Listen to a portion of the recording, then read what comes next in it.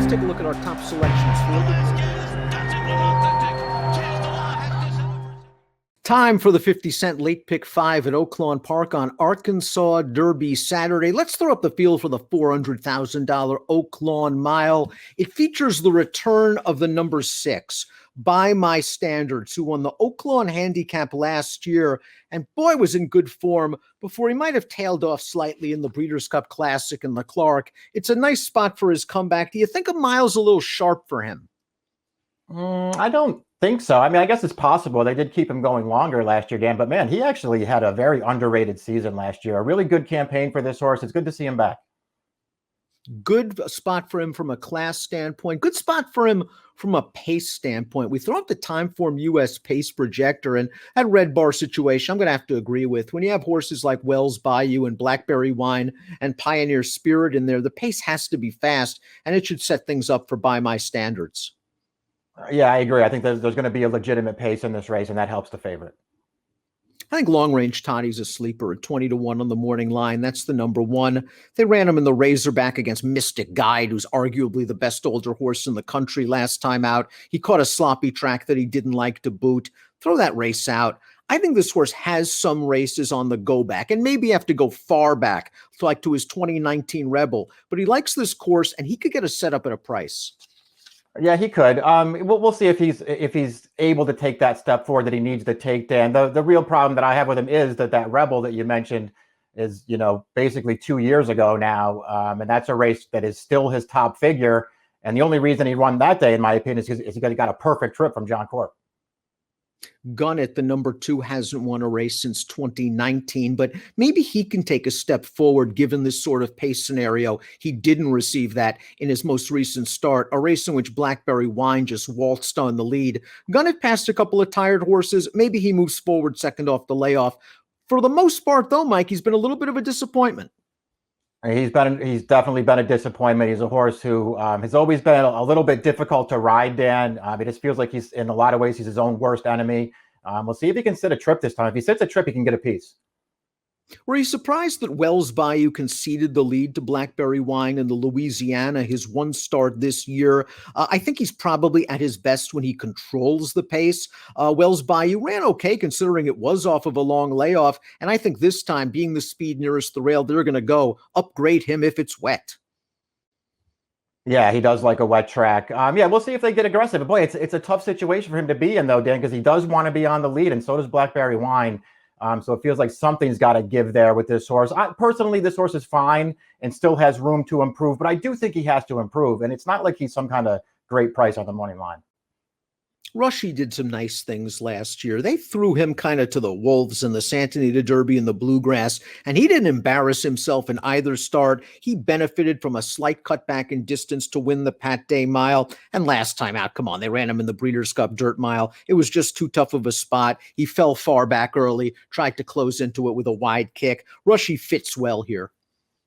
Yeah, I think he does. I think they're bringing him back in the right kind of race. They're bringing him back at the right distance, too. I mean, I think ultimately he'll probably get a little bit longer, but it does seem like, at least at this stage of the game, the mile is probably a really good distance for him. He is training up a storm leading up to this race. I wonder if Blackberry Wine needs the lead to win, and if that's the case, they're just going to go after Wells Bayou as they did at the fairgrounds earlier this year. Let's watch Blackberry Wine's recent race, a victory over Gunnett, who finished 3rd, and he just shook loose in here, backed down the fractions, sprinted on home. We've seen this from Blackberry Wine against allowance horses and maiden horses on 2 or 3 occasions. Yeah, listen, he's a tough horse when he can get to the front and control things. We'll see if he's able to do that here. If he can't, I guess it works against him a little. Although I got to admit that in the Mine Shaft 2 starts back where he didn't make the lead, he didn't run poorly at all without it. By My Standards is the horse to beat, although this is his first start of the year. In the Clark, I think it was just a situation, long campaign, and he just didn't fire. The Breeders' Cup Classic, he was simply overmatched. That Ali Sheba shows that he can adapt to any kind of pace scenario. He must have swapped leads about 4 or 5 times in the lane, but he never stopped running. And just look at those buyers. 4 triple-digit buyers last year. He runs any one of those, he wins. Yeah, he's going to be really tough in here. Listen, he's just a really good horse. I got to admit, I wasn't, his biggest fan last year, and that didn't really have anything to do with him. it just felt like, he was running in races against Tom's d'Etat and improbable horses like that, who I just thought were better than he was. That may not be the case right now. Speaking of Tom's d'Etat, the 7 Pioneer Spirit ran 4th in this race last year. That race not only featured Tom's d'Etat, but improbable, a little bit tougher spot than it is this year. Let's watch his most recent start. They dropped him in for 50, and maybe he's just not a graded stakes race horse anymore, and maybe he needs to be close to the pace, which could work against him. He caught the right field and the right pace setup here. I think it is very telling, though, that he was claimed out of this race by Michael Maker. Yeah, I agree with you. He's always been a dangerous horse, Dan, especially in races where he can get the lead. So it's going to be very interesting to see what Blackberry Wine does. When this horse ran in this race last year, as you mentioned, it was a much better field. He ran well that day, and he was under pressure on the lead every step of the way.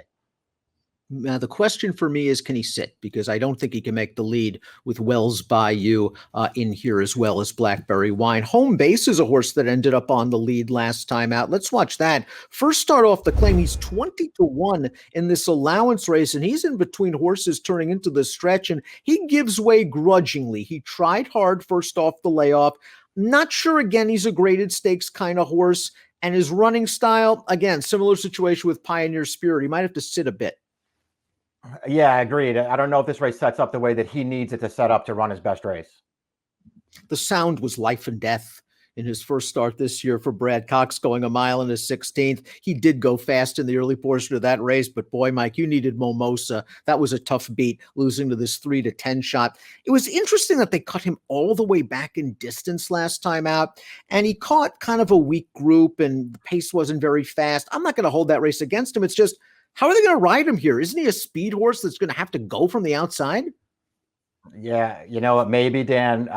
Personally, I don't care how they ride him. I don't like this horse. To me, that 104 buyer he earned at Aqueduct last November is as phony as your figure as you're going to see. He's got to improve by a million lengths to beat this field. I'm completely flummoxed by this race. This would have to be a spread race for me with my 4 picks as we take a look at our selections for the Oaklawn Mile. I've always liked Pioneer Spirit. I'm fascinated that Maker took him. I think he'll be between 8 and 12-1 in here, and I think he can sit third, but I see what you're saying with Rushy. He might have upside. I think if he stays healthy, he can have a nice little campaign. Yeah, that's what I thought too. I mean, coming back off the layoff and having to face a horse like By My Standards, that's probably not ideal. This horse is going to have to improve, but I feel like he has it in him. He was a good 3-year-old. 4635 for Mike, 7453 for me. It's the Oaklawn Mile on Arkansas Derby Saturday. Good luck.